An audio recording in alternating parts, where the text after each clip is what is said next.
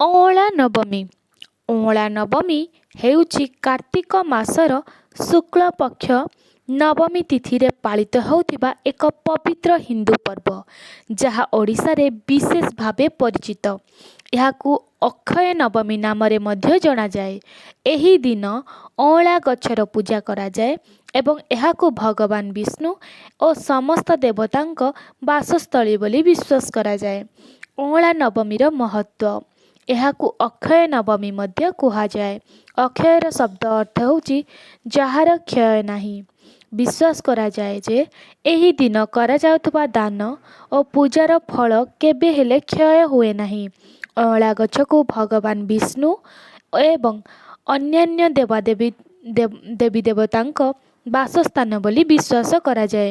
ଏହି ଦିନ ଅଁଳା ଗଛରେ ପୂଜା କରିବା ଦ୍ୱାରା ପାପ କ୍ଷୟ ହୁଏ ଏବଂ ସମସ୍ତ ମନସ୍କାମନା ପୂର୍ଣ୍ଣ ହୁଏ ବୋଲି କୁହାଯାଏ। ଅଁଳା ନବମୀ ଦିନ ବିବାହିତା ମହିଳାମାନେ ନିଜ ସ୍ୱାମୀଙ୍କ ଦୀର୍ଘାୟୁ, ସୁଖ ଏବଂ ସମୃଦ୍ଧି କାମନା କରି ବ୍ରତ ରଖନ୍ତି। ମହିଳାମାନେ ଅଁଳା ଗଛ ମୂଳରେ ପୂଜା କରିବା ସହ ଗଛ ଚାରିପଟେ ପରିକ୍ରମା କରନ୍ତି। ସାଧାରଣତଃ ଏହି ଦିନ ଅଁଳା ଗଛ ମୂଳରେ ପାକ କରି ଭଜନ କରିବା ପରମ୍ପରା ଅଛି। ଓଡ଼ିଶାରେ ବିଶେଷ କରି ସାକ୍ଷୀଗୋପାଳ ମନ୍ଦିରରେ ଅଁଳା ନବମୀରେ ଅନ୍ୟ ଏକ ଗୁରୁତ୍ୱପୂର୍ଣ୍ଣ ରୀତିନୀତି ହେଉଛି ରାଧାପାଦ ଦର୍ଶନ।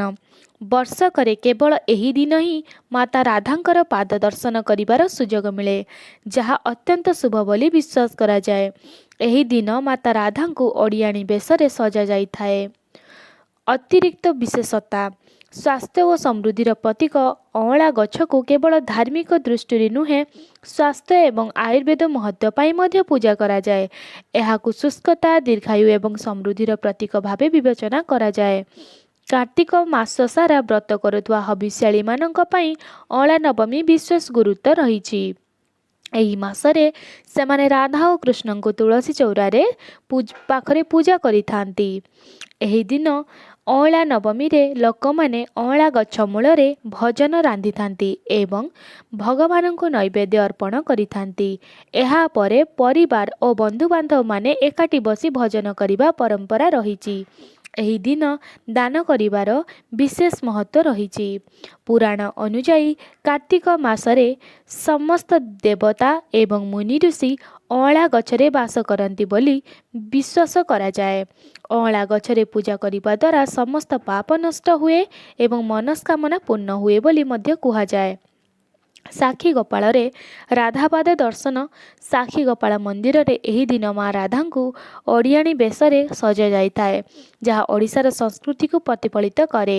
ଏହି ଦର୍ଶନକୁ ମୋକ୍ଷ ପ୍ରାପ୍ତିର ଏକ ମାଧ୍ୟମ ବୋଲି ବିଶ୍ୱାସ କରାଯାଏ। ମା ରାଧା ଏଠାରେ ଏକ ଓଡ଼ିଆ ଝିଅ ବେଶରେ ଥିବାରୁ ତାଙ୍କ ପାଦ ଦର୍ଶନ କରିବା ସମ୍ଭବ ହୋଇଥାଏ। ପରିବେଶର ସୁରକ୍ଷା କ'ଣ ହୋଇଥାଏ? ଅଁଳା ଗଛରେ ପୂଜା କରିବା ପରିବେଶ ସୁରକ୍ଷା ଉପରେ ଗୁରୁତ୍ୱ ଆରୋପ ହୋଇଥାଏ।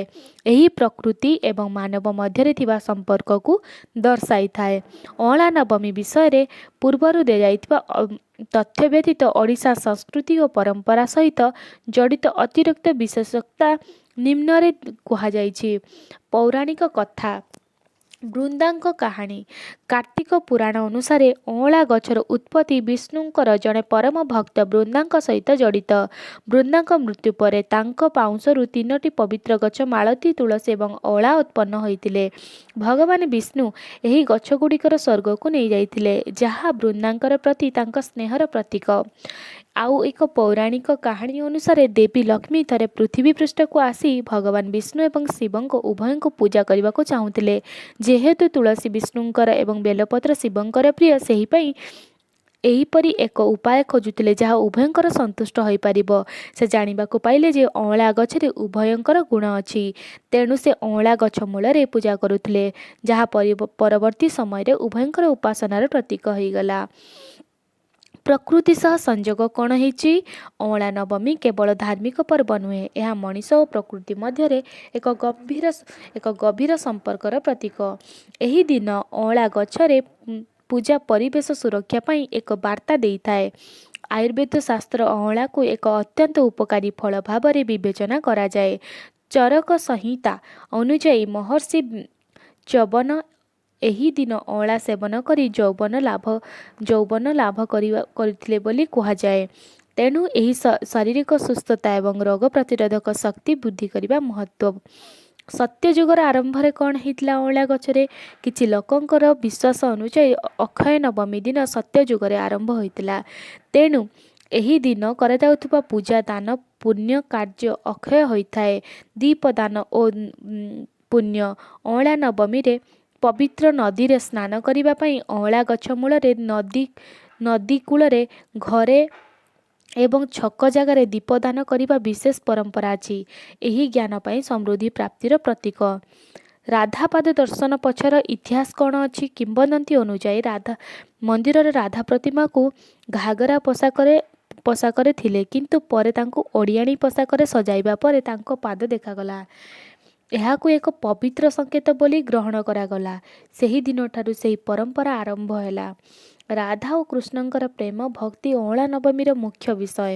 ରାଧାଙ୍କ ପାଦ ଦର୍ଶନ କରିବା ଦ୍ୱାରା ଅସୀମ କୃପା ମିଳେ ଏବଂ ମୋକ୍ଷ ପ୍ରାପ୍ତି ହୁଏ ବୋଲି ବିଶ୍ୱାସ କରାଯାଏ।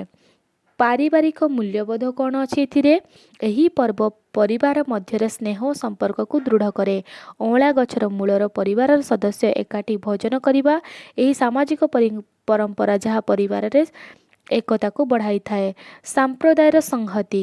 ଏହି ପର୍ବ ସମାଜର ସଂହତିକୁ ମଧ୍ୟ ପ୍ରୋତ୍ସାହିତ କରେ। ମହିଳାମାନେ ଗୋଷ୍ଠୀ ଭାବରେ ଅଁଳା ଗଛ ପୂଜା କରନ୍ତି, ନିଜ ଭିତରେ ଭୋଜନ ବାଣ୍ଟନ୍ତି ଏବଂ ଗଣଭୋଜନରେ ଅଂଶଗ୍ରହଣ କରନ୍ତି। ଅଁଳା ଗଛରେ ପୂଜାବିଧି କ'ଣ ଅଛି? ଅଁଳା ନବମୀ ଦିନ ଅଁଳା ଗଛରେ ପୂଜା କରିବା ସମୟରେ ନିମ୍ନଲିଖିତ ବିଧି ଅନୁସରଣ କରାଯାଏ। ପୂର୍ବ ପ୍ରସ୍ତୁତି କ'ଣ ହୁଏ? ପ୍ରଥମେ ସକାଳୁ ଉଠି ସ୍ନାନ କରି ଶୁଦ୍ଧ ବସ୍ତ୍ର ପରିଧାନ କରନ୍ତୁ।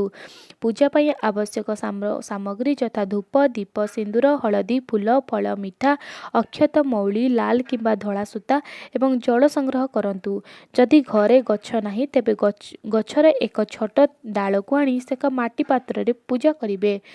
ଅଁଳା ଫଳ ମଧ୍ୟ ପୂଜା କରିବା ପାଇଁ ଆବଶ୍ୟକ। ଗଛ ତଳେ ପ୍ରସ୍ତୁତି କ'ଣ କରିବେ?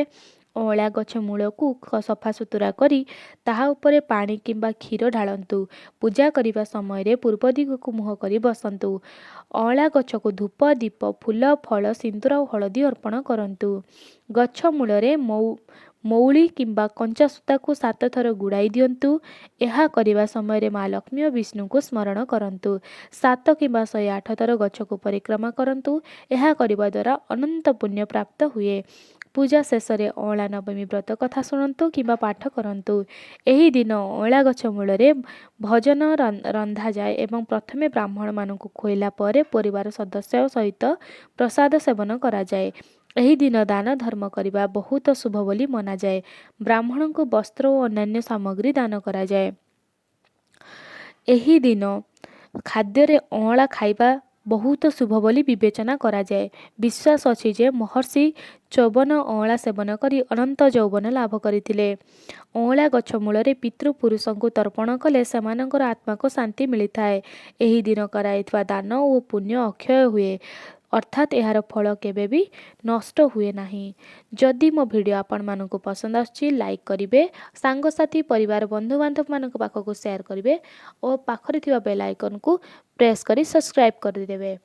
ରହୁଛି, ନମସ୍କାର।